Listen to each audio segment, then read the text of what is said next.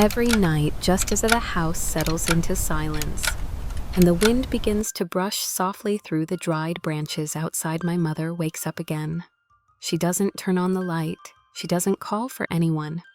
She just sits quietly on the edge of the bed, hands resting gently on her lap, eyes gazing into the darkness. And the wall clock points to exactly 3:02 a.m. Tick, tock, tick, tock. The sound of the clock hand echoes like a quiet, lonely melody, a song only she can hear.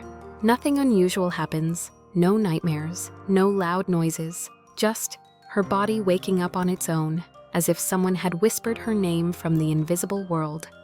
The next morning, even before the first sunlight touches the kitchen floor, she looks at me exhausted. "Sweetheart, why do I always wake up at 3? I don't understand. It's like my body forgot how to fall back asleep." That sentence planted a quiet worry inside me. Maybe something inside her, like an internal clock, was out of sync. And if that's true, is there a way to gently reset it without medicine?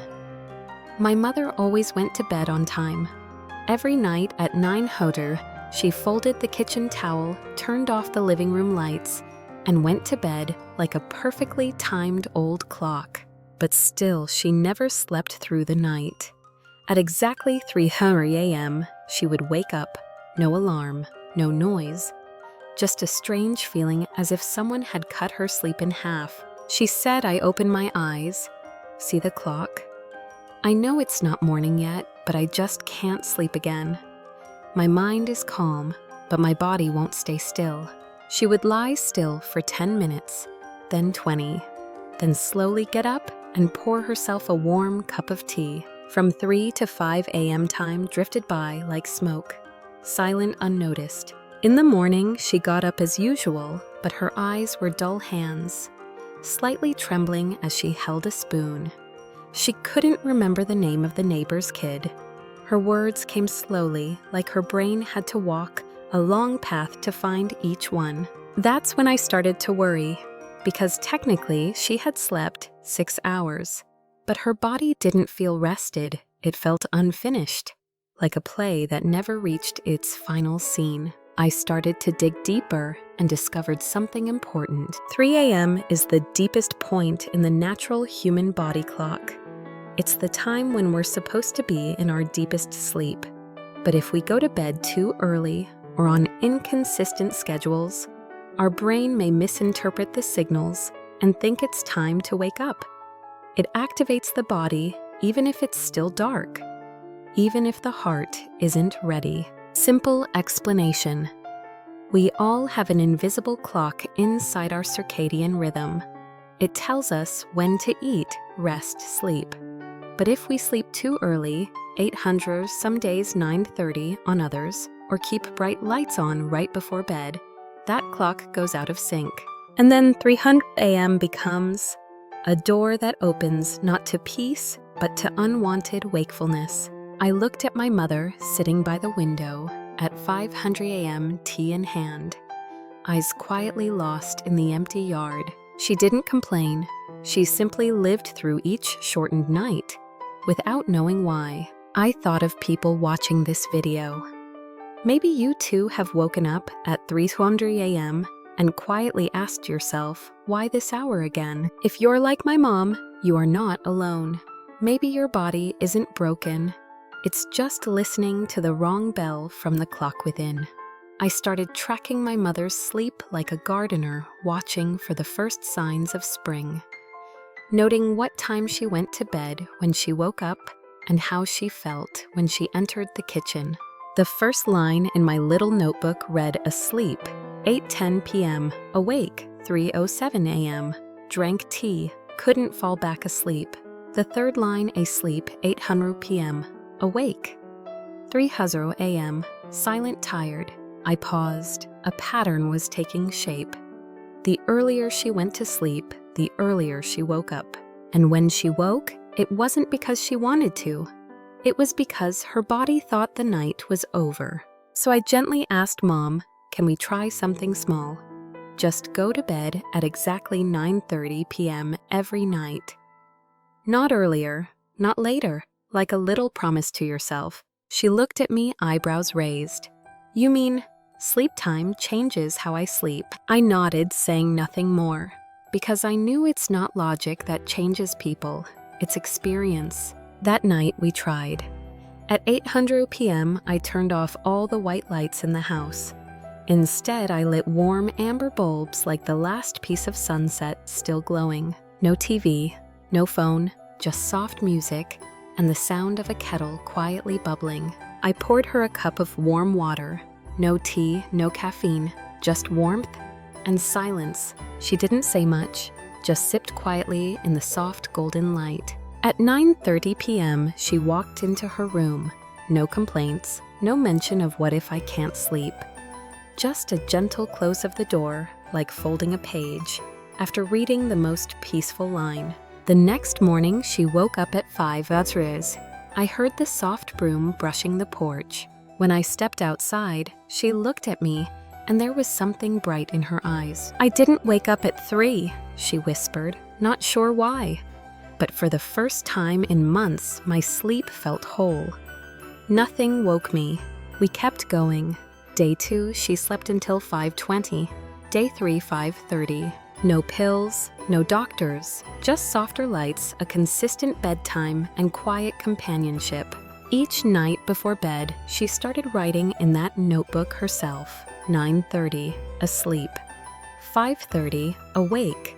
Sleep was smooth, no dreams, head feels light. I watched her. Her face looked less tense. Her steps were steadier. Her smile came earlier in the day. She no longer mentioned 300 a.m. No more asking, why do I keep waking up at that hour? Because now her body wasn't being startled awake by confusion. It was being gently lulled back to rest by rhythm.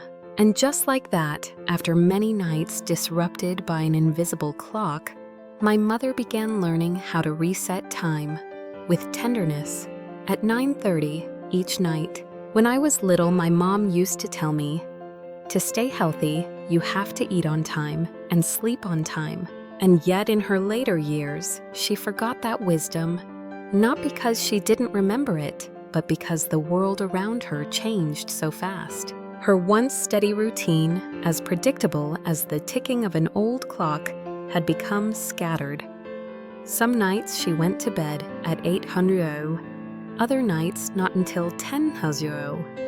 Sometimes she stayed up watching TV. Sometimes she tossed and turned without reason.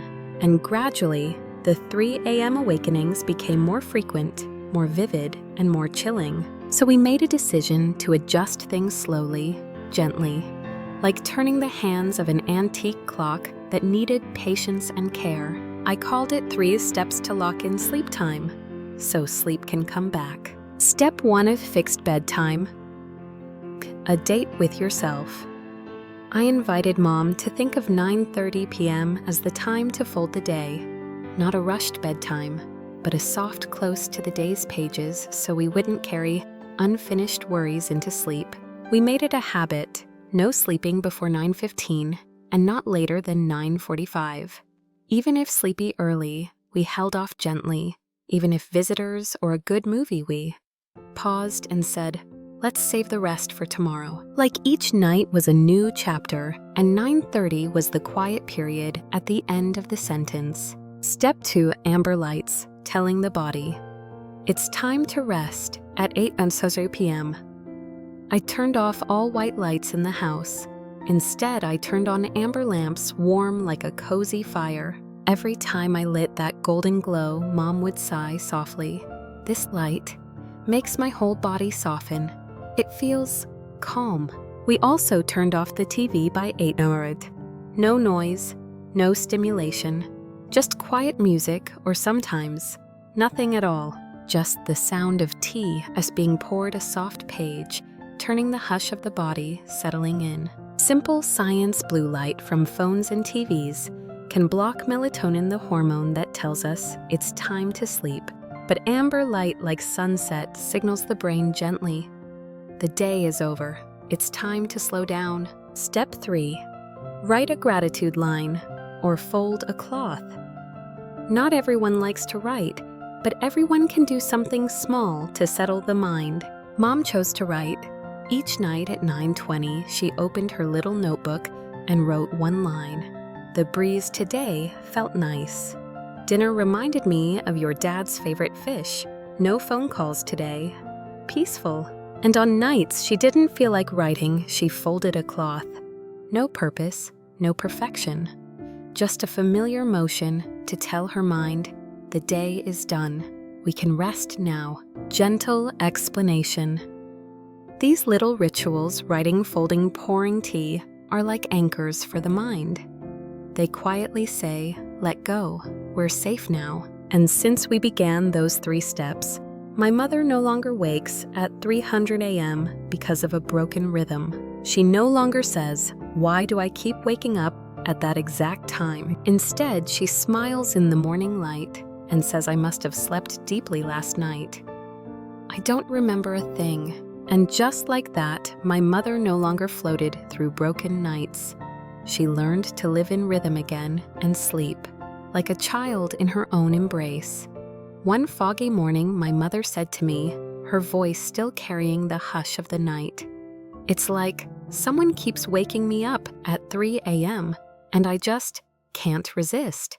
It wasn't a nightmare, it wasn't noise, and it wasn't pain. It was something deeper, like her inner clock had been wound wrong and kept ringing at the same silent hour, every single night. But now things have changed. After many nights of going to bed on time, after evenings of soft amber lights and warm water my mom no longer wakes at 3:00 a.m. One morning, I asked her how she slept. She smiled gently. No one knocks on the door anymore. I guess I've been locking it properly these days. I knew what she meant. She wasn't talking about the door to her room. She meant the door inside her body, and mind the one that used to swing open too easily because there was no rhythm, no soft closing. See, sleep isn't something we can force. The harder we try, the more it slips away. But if we care for the signals, if we create gentle, steady habits, if we learn to invite sleep like an old friend, it returns. Not loudly, but through a peaceful night and a quiet sunlit morning. If you're still here, maybe you too have opened your eyes at 3:00 a.m., laying quietly in the dark, asking why again. At this hour, I want you to know you're not alone. My mother felt the same, and many others just like her, just like you, are now listening to their bodies again, relearning how to sleep one small step at a time. So tonight, I invite you to try just one small thing. Choose a consistent bedtime, not too early, not after 9:30. Turn off the TV and your phone at least 1 hour before that. Swap out bright white lights for soft amber ones. Let your body know the day has ended. Drink a cup of warm water. Nothing fancy, just calm.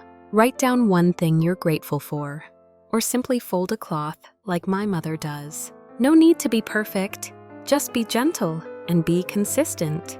Mom opening the curtain in the morning sunlight, warming her face. No yawning, no grogginess. Her arms stretching softly like a tree, welcoming the morning light. Sleep better after 70. Sometimes it starts with a little rhythm and a little kindness to yourself. And if tomorrow morning you wake up not at 3:00, but with the sun just rising, with a quiet mind and rested eyes, come back here and tell me what helped you sleep again. Because I believe when sleep returns, it brings with it many gentle gifts, especially when we learn to welcome it back with love.